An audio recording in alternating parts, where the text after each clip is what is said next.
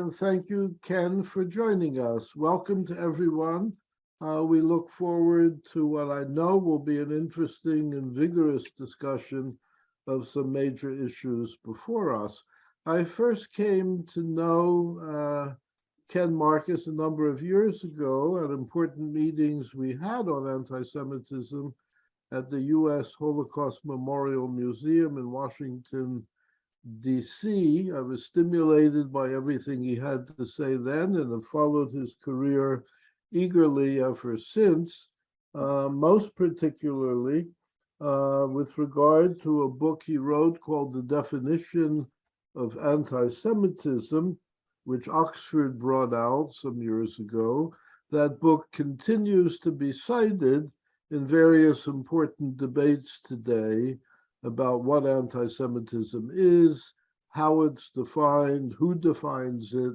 So in that one instance alone, Ken Marcus established himself as an important player in the study of anti-Jewish hatred of various kinds. Prior to that book, he published a book on Jewish identity and civil rights in America, that one with Cambridge University Press. Right now, though, he spends the major part of his time as the founder and chairman of the Louis Brandeis Center for Human Rights Under Law, a very vital and important agency dealing to a large degree with campus anti-Semitism, but as he will probably refer to in his presentation, what begins on campuses doesn't stay on campuses, but spills over into the larger world, including the corporate world today. So we're in tough times. We need good, clear, well-educated, balanced minds to help us sort through all of that. And as you're about to hear, Ken Marcus couldn't be defined more accurately in the ways that I just did. He's a major player in the work we all do, and it's my pleasure now, Ken, to hand over to you. Thank you, Alvin, and thank you, Gunter. It's a pleasure to be with you. I think Alvin might have been too modest in referring to that extraordinary 2-week international conference at the Holocaust Museum, which Alvin co-chaired with the British philosopher Bernard Harrison. I would say that that event, as well as Alvin's subsequent event and Gunter's academic research, have been extraordinary influences for my own work. So I am particularly pleased to be with you and your audience today. What I hope to provide this afternoon is something of an amuse-bouche on the topic of iatrogenic anti-Semitism, not a full appetizer, much less a complete entree into the topic, but rather a first exploration into this topic of iatrogenesis, a topic well known in the medical field, but not really explored in law or human rights, referring to harms caused by healers, that is to say, situations in which those who are intended to heal a particular medical or other social ill are in fact perpetrating or exacerbating the sorts of ills that they were supposed to prevent. But I'd like to begin, since it's topical, with a particular example that might be on the minds of some of the audience today, and that is the situation at my own alma mater, Berkeley Law, that is to say the law school at the University of California at Berkeley, which I'm proud to have graduated from and which I consider to be one of the great law schools and universities in the world, but which has had a situation which has been quite disturbing in recent weeks and months.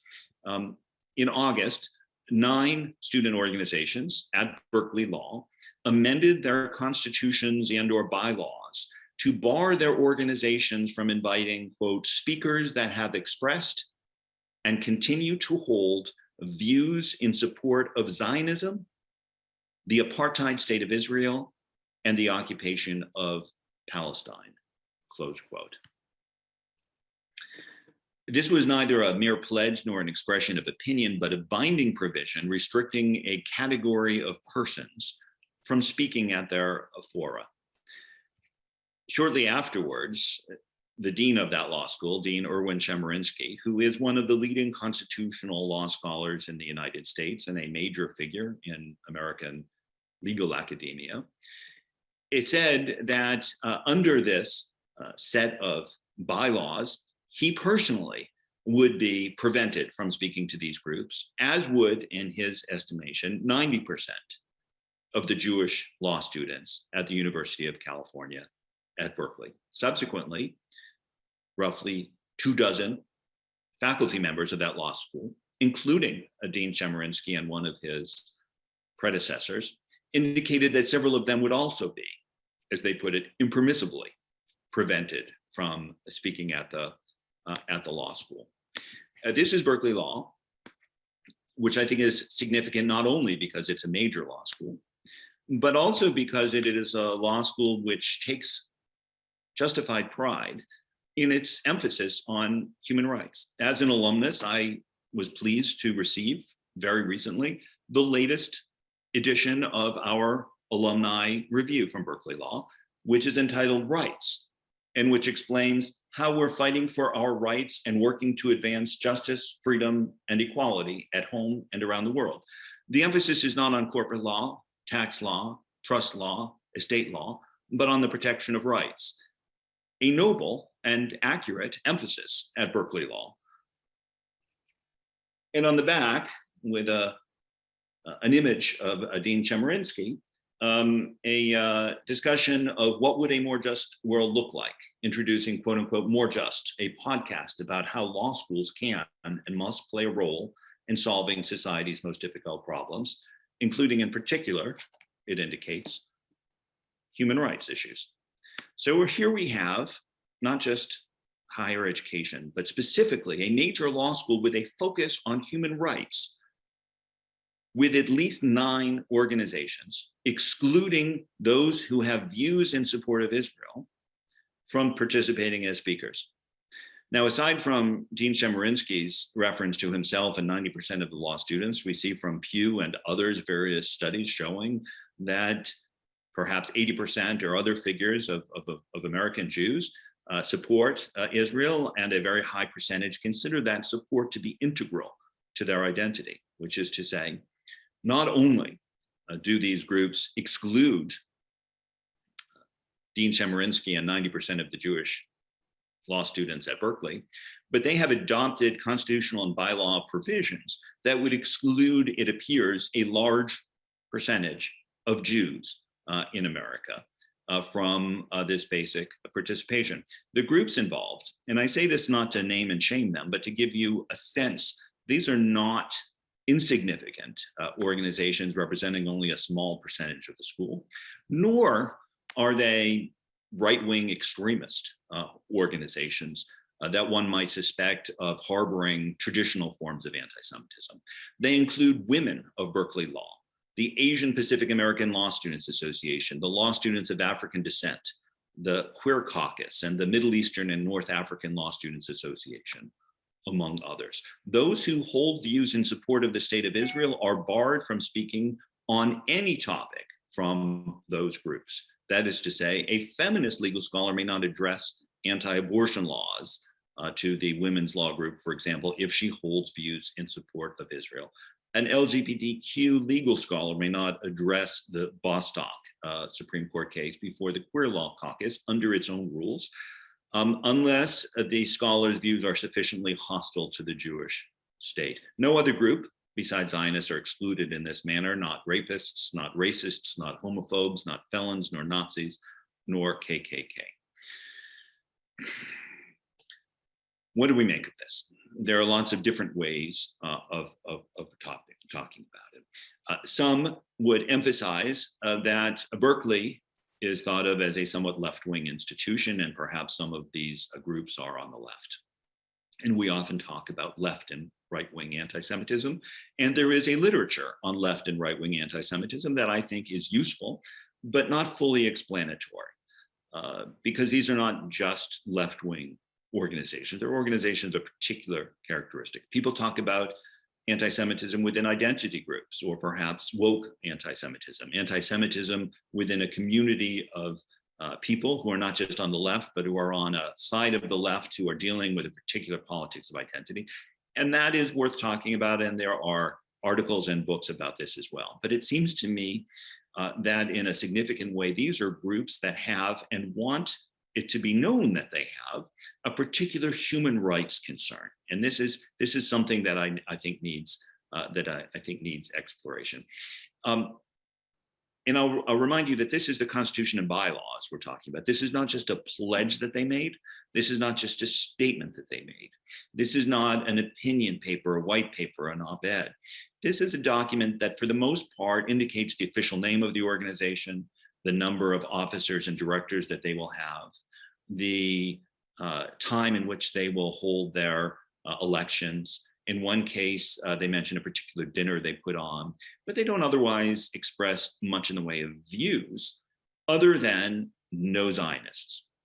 However, in these new provisions that are based on language provided by the Berkeley Law Students for Justice in Palestine, they couch the exclusion of Zionists in language that is explicitly and specifically human rights related. That is to say, that relates to the core value that Berkeley Law trumpets in various of its publications. I'll read just a little bit, and this is specifically from the paragraph of the constitutions and bylaws in which Zionists are now excluded. I'm going to read specifically from language adopted by the Women of Color Collective, which is a group, but the language is similar or identical for the other groups as well. WOCC, which is that organization's abbreviation, rejects the logic and systems of white supremacy, cis heteropatriarchy, settler colonialism, imperialism, capitalism, classism, ableism, and other forms of oppression. I'll stop for a moment. So I think it's important to see that this is, even though this is a paragraph that is added in order to exclude Zionists, that they are couching it within a broad and comprehensive view of a wide range of human rights related social pathologies for which Zionism is thought to be at the center. They continue. WOCC affirms and supports movements for Palestinian liberation, indigenous sovereignty, Black liberation, LGBTQIA+ liberation, racial justice, gender equity, economic justice, disability justice, environmental justice, and other movements for justice and liberation.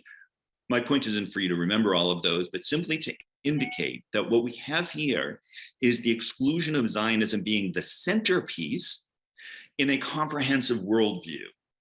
Much like for both the left and the right, anti-Semitism has historically been not just one social ill among others, but rather the Jew, individually or collectively, has been understood to be at the center of whatever ills exist within society.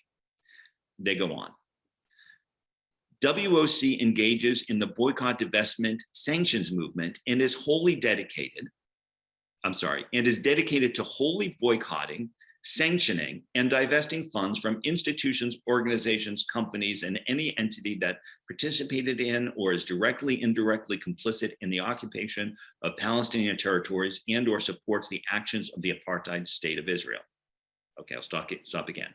So they start by discussing a comprehensive set of human rights problems around the world. They situate their opposition to Zionism within all of this. But then the action that they suggest in order to address to all of those ills is to boycott Israel. Boycotting Israel, we are to infer, is the way to address all of the ills that they described: white supremacy, cis heteropatriarchy, settler colonialism, imperialism, capitalism, so on and so forth. This move, it seems to me, would be incomprehensible to anyone who is unaware of the history of anti-Semitism. It is only in the context of that we understand that Jew hatred has been, across time and in various societies, not just a disdain for Jewish people, not just one animosity among others, but rather an organizing principle under which all that is bad about the world can be understood as having one central source, and one ultimate solution. And the ultimate solution always deals with the exclusion of Jews. And then they continue, it is then that they say, furthermore, WOCC will not invite speakers that have expressed and continue to hold views in support of or host, sponsor, promote events in support of Zionism, the apartheid state of Israel, and the occupation of Palestine.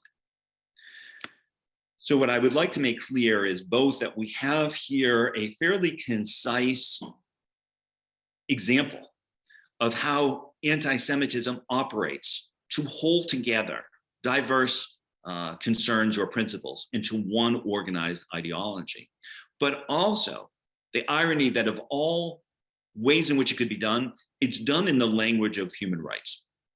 Now, some have argued that anti-Semites use a human rights discourse because human rights discourses have particular currency and force within the 21st century. And I think that that's true, and I think that's an important part of it, and it can't be denied at a law school where their official publications trumpet their support for human rights. It is, in some respects, simply good marketing to present the opposition to Zionism as being the central organizing force in addressing human rights.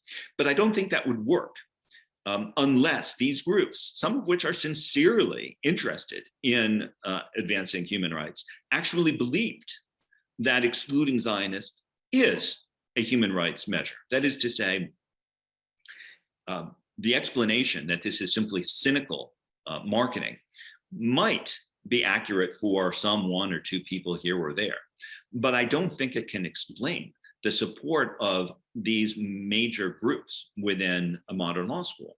To some extent, one has to reckon with the darker possibility that they sincerely mean it. That is to say that these students, these future leaders, these law students who will one day be, in many cases, probably our prosecutors and our judges, our legislators and our government officials, have been convinced that to support human rights in America means first and foremost, centrally, it means getting rid of Zionists. That has to be the first step. There's no other provision that says we must also exclude these other groups that were mentioned. Nothing to say we should exclude white supremacists or something of that sort. Now, as a practical matter, will these groups invite white supremacists? No, they will not. I cannot imagine. But it is significant that in this formal instrument, the exclusion of Zionists is the center of a broad human rights statement and administrative action. Why? What do we make of this? It seems to me that if we're to understand this human rights action, this exclusionary, discriminatory, anti-Jewish action, which has the effect essentially of excluding Jews, basically Jews other than perhaps this small percentage who will make statements contrary to the interests of the Jewish community, it is excluding Jews, but that has become the center of human rights. How could that be? How could it be that human rights, which is intended, among other things, to eliminate invidious discrimination, human rights, which had its flourishing in the wake of the Holocaust, in order to make sure that we do not have again the horrors of the anti-Jewish genocide, that it is in this language of human rights that these groups are saying, in effect, no Jews as speakers to our groups. They aren't saying no Jewish members or officers. They couldn't do that under the policies of Berkeley law, but they are saying no Jews in effect. Well, it is not as anomalous as we might like to think. In fact, this sort of anti-Semitic, anti-Zionism happens so frequently in the human rights world that we may even have stopped to notice it. But there certainly is a literature on anti-Semitism within the United Nations, and where we find it in the United Nations. And the United Nations, of course, established in no small part in the wake of the Second World War in order to make sure that there isn't a recurrence of the Holocaust. And not just in the United Nations, which has this central story of its origin, but in the Human Rights Council or Commission within the UN, which should be the last place to expect it. And then in other human rights organizations internationally, those are the places where one finds this exclusionary anti-Zionism. And on college campuses. And think about the BDS movement, the boycott, divestment, and sanctions movement internationally. Some have argued that it was cynical that 20 years ago, the originators of the BDS movement repackaged the longstanding anti-Jewish boycotts from the Arab League and before that, the Nazi world. They repackaged it in human rights language. But again, it seems to me that that doesn't work in a large scale with the international human rights community if it's just cynical marketing. Maybe it was cynical marketing when it was developed in the Tehran conference 20 years ago. But again, it wouldn't work unless a significant part of the international human rights establishment actually believed that this is what we must do to advance human rights. And domestically, we find it elsewhere. It is true that we find anti-Semitism on the right, we find it in the streets, we find it in the internet, we find it in lots of terrible places, we see it in prisons and jails. But what is extraordinary is that we are now starting to see it, as Alvin Rosenfeld suggested a few minutes ago, seeping from the campus to the corporation. And where? Are we seeing it in the CFO's office? Well, I'm not saying that there isn't any, but that's not where we're hearing about it. Are we seeing it especially in the COO's office, the chief operating office? Well, I'm sure there's some in the COO's, but that's not.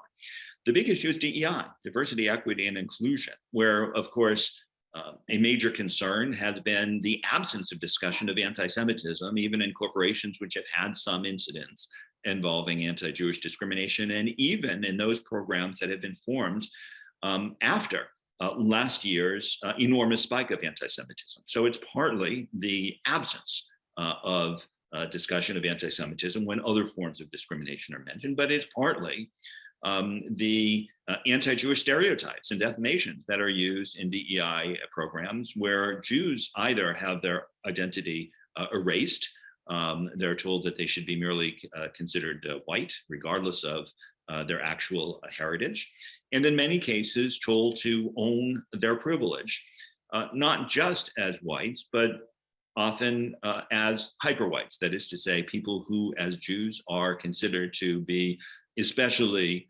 successful, privileged, and powerful. That is to say, people for whom certain kinds of stereotypes are applied, stereotypes that are not going to gain them any sort of appreciation with these groups. So it is in the DEI. Again and again, I'm trying to suggest, it is within these institutions that are intended to reduce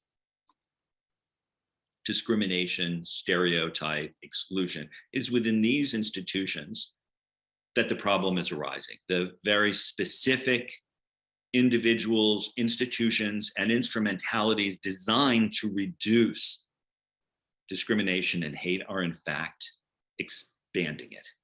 And that's what we're seeing in Berkeley law. This is, I think, a conundrum that hasn't been looked at in the law, but it is not unknown to scholarship in other areas. And here is where we get to iatrogenesis. The term iatrogenesis means brought forth by a healer and is derived from the Greek for iatros and genesis, healer, and origin. Technically, it could mean good or bad things brought about by a healer, but in the medical field, it generally refers to illness or disease that is brought forth as a result of medical intervention. One could speak of perhaps a jurisgenesis to refer to social illnesses brought about by lawyers, but it seems to me that what we're talking about here is not just lawyers, but the human rights community more generally. And so by a kind of a metaphor, I think it's appropriate to keep the term iatrogenesis, which is to say that human rights officials, including human rights lawyers and teachers of human rights, are, in a sense, an important sense, intended to be healers. And yet what they are bringing about is, in some cases, the harm that they are designed or intended to heal. Since at least the time of Hippocrates, people have recognized that healers can cure disease, but they can also cause potential damage. And the medical field has been up on that. others have not. Medical science uses the term iatrogenesis to refer to, among other things, infections that are spread through devices and facilities intended to cure them. The term nosocomial is sometimes used specifically for hospitals, where you might get illnesses either through surgical devices or airborne or surface particles.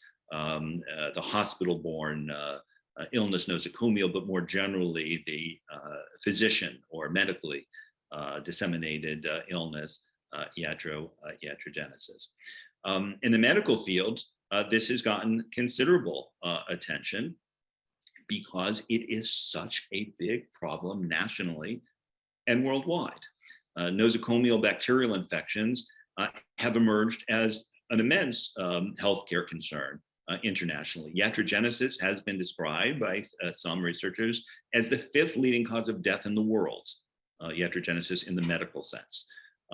Just adverse drug reactions alone have caused 5–8% of deaths in some countries. In some countries, adverse drug reactions in some years have been a leading cause of death. And that's just the adverse drug reactions as opposed to the various other ways in which one might become ill as a result of medical interventions. Hospitals have frequently become super spreaders of pneumonia, MRSA, and other medical problems. For this reason, medical science have given thought to the issue. In 1975, the social critic Ivan Illich wrote that the medical establishment has become a major threat to health. At that time, it inspired a certain amount of anger and shock, but he wrote 20 years later that the comment had become trite. That is to say that there was, by then, a widespread understanding of the extent to which some combination of iatrogenic problems threaten world's health. Today, analogous sentiments can still elicit shock and outrage within the legal and human rights establishments. That is to say, lawyers and human rights officials are not willing to accept and have not even begun to explore the same basic principles that have been discussed certainly since Hippocrates, but which have been discussed with much greater rigor since Illich's work and since the last quarter of the last century. Of the many reactions at Berkeley Law to the incident that I've described, there have been debates over, is it anti-Semitic and why is it anti-Semitic? There have been debates over the First Amendment, and should we focus on the lack of free speech for Jews there, or should we focus on the limits on the ability of the administration supposedly to respond to it? But so far as I've seen, and I've looked pretty close, and I've certainly been involved, my articles in the Jewish Journal and elsewhere have gotten a significant part of the attention to this topic, but I've seen little to no introspection over the irony that a great law school, and one with a deserved pride in its focus on human rights, which should be and is addressing human rights problems locally, nationally, and worldwide, should itself be a super spreader of the very sorts of problems that it's designed to address. That isn't even being discussed because even the language for discussing it isn't available. But we have to begin that now. We have to begin that now because lawyers and civil and human rights professionals cannot be in the business of undermining the very work to which we're committed. We need to begin with the Hippocratic Oath, first thing, do no harm. And we need, I think, to take lessons wherever we can get them, including from our colleagues in the medical fields who have been considering these topics longer than we have. Illich discusses 3 levels of iatrogenic medical problems, and I think they're worth thinking about. He discusses clinical iatrogenesis, injuries and illnesses done to patients by ineffective, unsafe, or erroneous treatments, ranging from wounds by infected medical instruments, physicians' errors, whether it's too much potassium in an intravenous fluid causing cardiac problems, nosocomial infections caused by space constraints, number of patients, so on and so forth. All of that is what we might call clinical He also raised a couple of other issues that it seems to me are worth looking at as well, which is to say social and cultural iatrogenesis, the over-medicalization of society and the overemphasis on medical treatments as opposed to other approaches, which can lead one to develop an inappropriate medical response to something that shouldn't even be addressed in that way. And the incentives to use medical interventions when they are neither necessary nor appropriate. And then culturally, the loss of cultural resources for dealing or coping with health and sickness when over-medicalization crowds out more traditional approaches, to the extent that any part of the initial effort was based on any legitimate concerns about the Middle East. One traditional approach might have been to have civil discourse within the law school, including speakers of diverse perspectives, giving legally informed approaches to the issues at play. That is an appropriate response, and I'm not going to say none of that exists. There are lectures on various sorts of topics at Berkeley Law and within the University of California at Berkeley elsewhere. But this exclusion of Jews in the garb of human rights is explicitly intended to limit that very approach, which should be a way that we deal with the issue.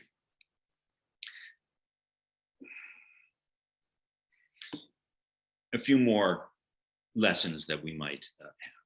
There are various risk factors that medical doctors point to in the area of iatrogenesis.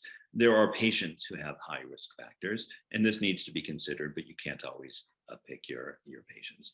There are also organizational and so-called iatrogenic risk factors.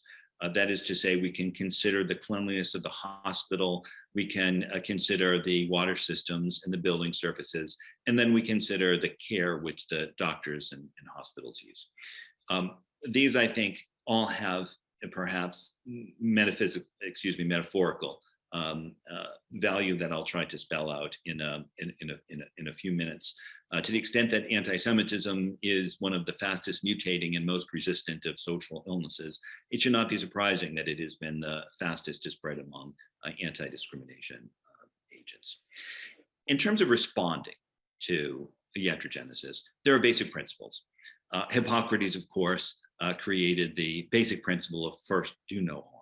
That should be the first and basic principle also of human rights professionals. It's another way of saying avoid iatrogenic effects. More generally, when people learn of anti-Semitic problems within, say, diversity, equity, and inclusion, there are often two responses that I hear. I have been told frequently that I should not talk about it because it is delicate and it will be misunderstood. Another approach I hear is, well, let's get rid of it altogether. If DEI is causing these problems, then we should get rid of DEI. It's just not worth it. I can sympathize with the people who hold either view. When we have iatrogenic problems at a hospital, we don't usually say, let's just ignore it and hope that it all fades away and people just sort of sweep it under the rug. We don't say that because we acknowledge that there is a problem that will get worse if we don't deal with it. On the other hand, we don't say, well, let's just close down the hospitals then. If they're causing a problem, we should stop funding them. We say hospitals serve a crucial function, but we should make sure that that function is conducted in a way that is successful and doesn't undermine its very purpose by spreading the harm it is intended to heal. Standards of care. There are many different approaches that medical science has developed, and it seems to me that we as lawyers and human rights professionals can learn from all of them, starting with medical training. At a minimum, it seems to me, when a problem like this arises, an institution should ask the question, why is it that we're just sort of making it up as we go along?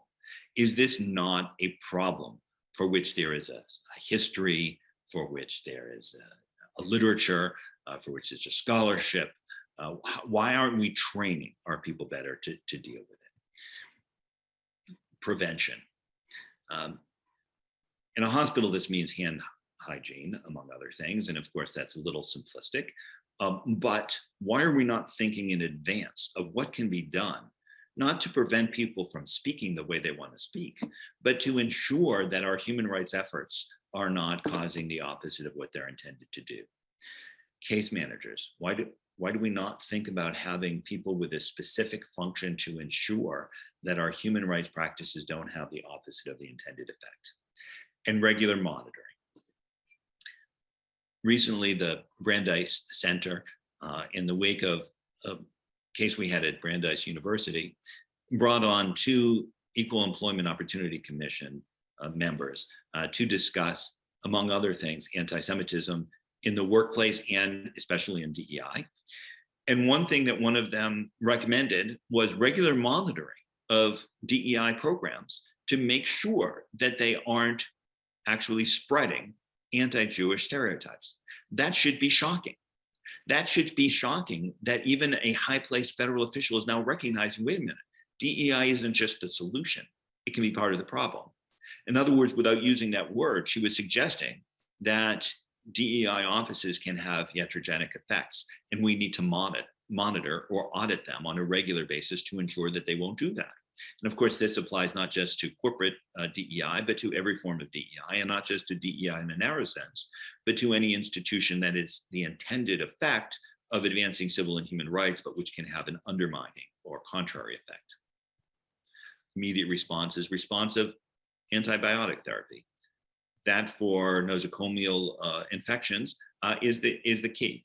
And here again, it seems to me that the metaphor is appropriate. Treatment requires the right agent at the right dosage for the proper duration, whether that includes anti-Semitism training, use of the IRA working definition, and proven remedies to address anti-Semitism used in the right way for the right period of time where it's necessary.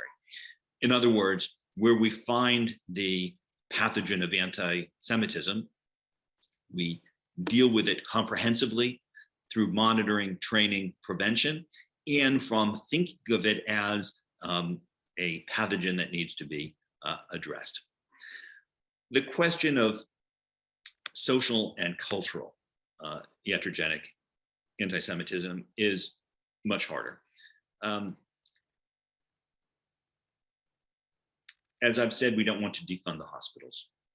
So when we think about the over-medicalization of society, it doesn't mean we don't want doctors. It means we want appropriate cost-benefit analysis.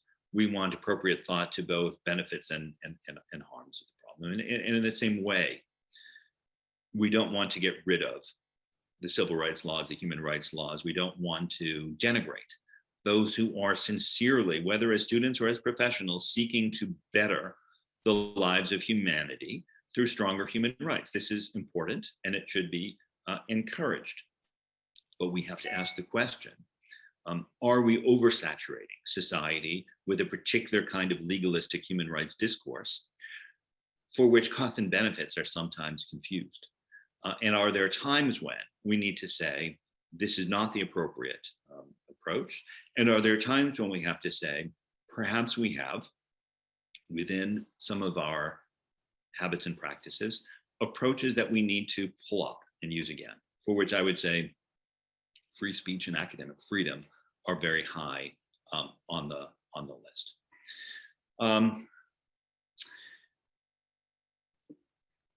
In response to Berkeley law, several of us have made various recommendations for what Berkeley law can do, and that includes dozens of national Jewish organizations, as well as at least 10 Berkeley student groups, and then dozens of student organizations around the country. And often they involve such things as making clear that the University of California at Berkeley should not recognize, fund, and financially support student organizations which violate the university's anti-discrimination principles by excluding Jews or Zionists, or for that matter, any other ethnic, racial, or religious group. And that, of course, is an important way of treating the problem. It seems to me, however, that for a great institution to see a problem that they've got, the issue shouldn't just be, do we do that or not? There should be introspection about why is it that we who value human rights so much are undermining it and are failing to provide our students with a way to deal with this, not just during their law school years, but after that. It seems to me that like medical schools, law schools should be thinking in a much more careful way about the harm that they're doing, about the harm that their students might do, about the harms that their students down the road might do, and need to give much more rigorous thought to how they can ensure standards of care that will prevent this and that will help to make sure that their support of human rights does not come with significant exceptions, and that their efforts to protect people everywhere in the world are not undermined locally by the very harms that they are intended to heal. It's been my pleasure speaking to you, and I would be happy to take any questions or comments that you might have.